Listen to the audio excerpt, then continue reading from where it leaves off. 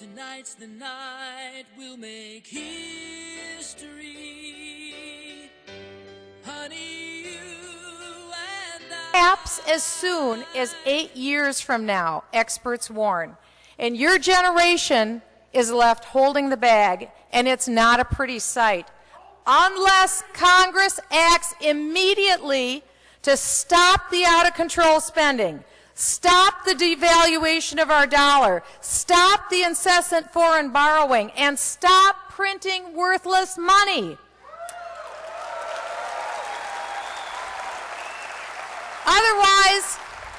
Otherwise, this is it. Our borrowers, like China and Japan, will insist on replacing the American dollar with a new international one world currency. You've already heard about this from China, Brazil, South America, now the United Nations. That means reducing demand for the American dollar, and then we're left with a dollar that's worth very, very little. We can do better than this. I care about you, and I care about your generation.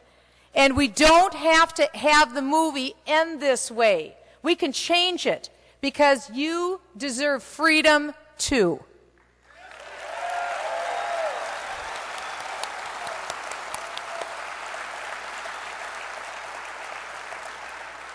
Now, I know you came tonight to see someone for whom I have great respect and great esteem, and someone that I have enjoyed getting to know in Washington. Congressman Ron Paul is one of the leading advocates of freedom in our nation's capital. He's worked tirelessly, as you know, for constitutional government, for low taxes, for free markets, and the topic we're here to discuss tonight, sound monetary policy. Please give a warm, rousing Minnesota welcome to Congressman Ron Paul.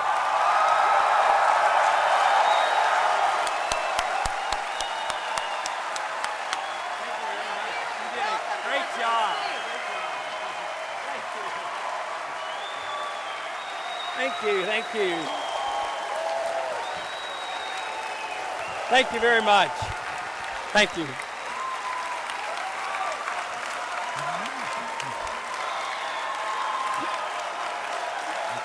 Thank you.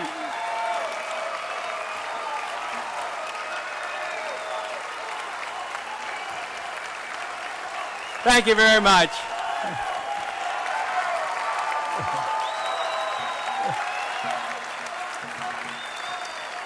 Thank you. Very nice, very nice. Michele guaranteed me I had a lot of friends in Minneapolis. Very nice. No, it's great to be here, and thank you, Michele, so much for that nice introduction. And besides, now I don't have to talk about the Fed. She has that speech down pretty well already. That is great. Well, I do appreciate the invitation. Michele does come to my luncheons, and several months ago, maybe 6 or 8, she said, "When are you coming to Minneapolis?" I said, "Oh, I'm too busy. I can't do it. I have all this." So I kept putting her off. But she has perseverance. Every week it was the same question. Then I'm on the House floor. "When are you coming? When are you coming?" Just set the date. Let's set the date. So, Michele, I'm glad you got me here. Thank you.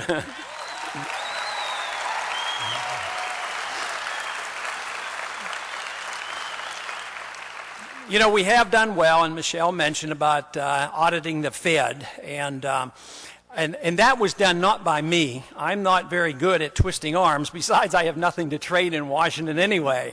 But I went to you and said, if you believe in something, talk to your members of Congress.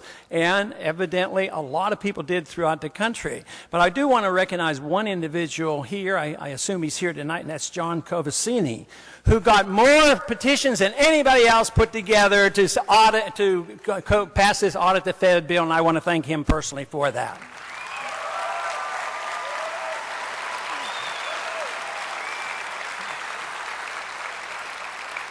Also want to recognize and thanks once again Marianne Stebbins for her very important work here in keeping the organization going. Marianne, thank you very much. Now, you did meet Jeff Frazee, the national coordinator for the Young Americans for Liberty, and I consider his work very, very important, working with the universities, and that has been his organization is a spin-off from the Campaign for Liberty.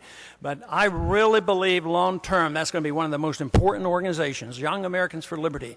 I do believe the revolution is alive and well, and I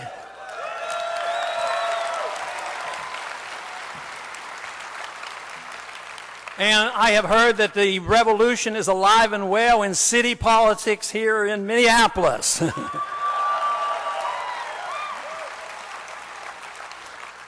But Jeff has done an exceptionally good job, and I think that's going to continue. The universities are where the revolutions really occur. If you think about the TV images of the various countries where people get finally fed up with their government, where are the major demonstrations where the people get the backbone and they say, "I've had enough," because it's the young generations who understand what they're inheriting, and they say no more, and they so often lead the charge. So I am very grateful for those of you that are in the universities or interested in this cause of liberty, because I believe that's where the action is. Thank you for joining us.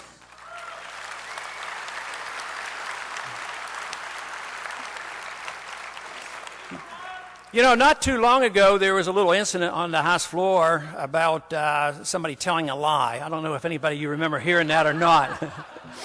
And I wasn't exactly happy with that incident at all, but it made me think more about other kind of lying. It's called the noble lie. The noble lie has been around since ancient times, since Socrates, and the proposal is the understanding of the noble lie is that governments are obligated to lie.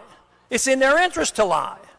If they tell a lie, because only the smart people get in government, they have to lie to the average person because he can't handle his own affairs.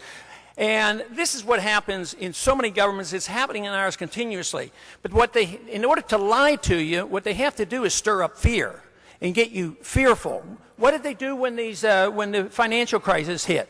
They wanted to build up fear, and they scare everybody, scare the people, and say, you have to pass something, do this, and have the panic. Whether it's the financial panic, or whether it's 9/11, or whether it's getting you psychologically conditioned to start another war, they're always wanting to build up fear. So we have to be on guard, and we have to make sure what our government tells us is the truth, and we should never go to war if they're telling us a lie about what's happening.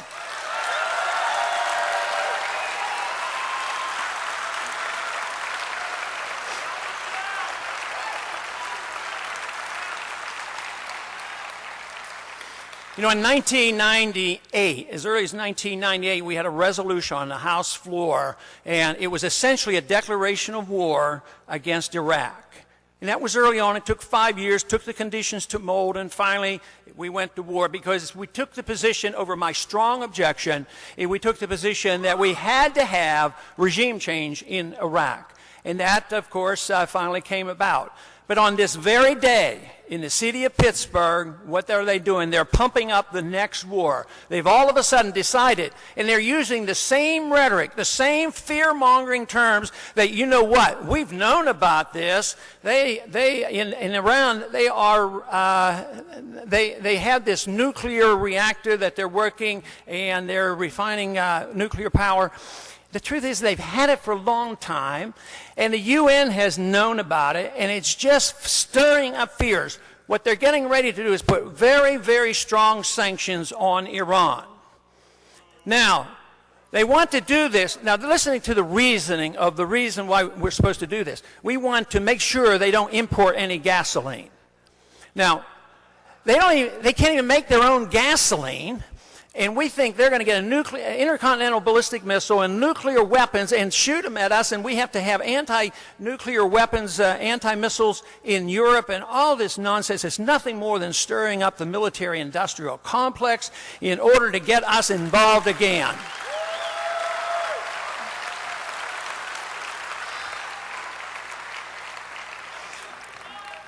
They did that. They did that leading up to the war in Iraq, and now they're moving once again.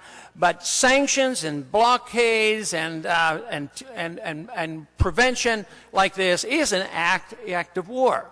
But you know, if they can't